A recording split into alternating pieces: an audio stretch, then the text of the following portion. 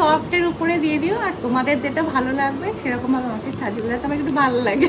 ঠিক আছে। Hello everyone, আজকে ডেট ছিল 10th মে। আজকে ছিল সকাল সকাল আমার একটা রাইস সেরিমনি মেকআপ। ওনার লোকেশন ছিল সুভাষ গ্রামে।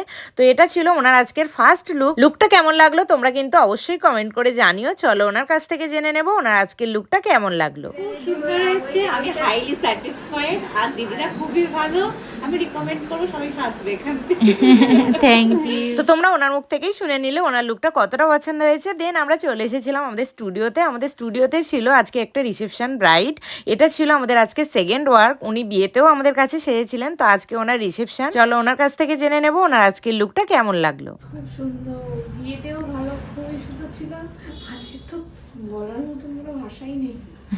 Thank you. ব্রাইডের তো লুকটা ভীষণই পছন্দ হয়েছিল। তো দেন আমরা চলে এসেছিলাম আবারও আমার আগের ক্লায়েন্টের লোকেশনে সুভাষ গ্রামে। ওনার দুটো লুকের কথা ছিল, একটা মর্নিং এ আর একটা ইভিনিং এ। তো এটা ছিল ওনার ইভিনিং এর লুক। তো তোমাদের লুকটা কেমন লাগলো অবশ্যই কমেন্ট করে জানিও। চলো ওনার কাছ থেকে জেনে নিই ওনার লুকটা কেমন লাগলো। খুব সুন্দর হয়েছে।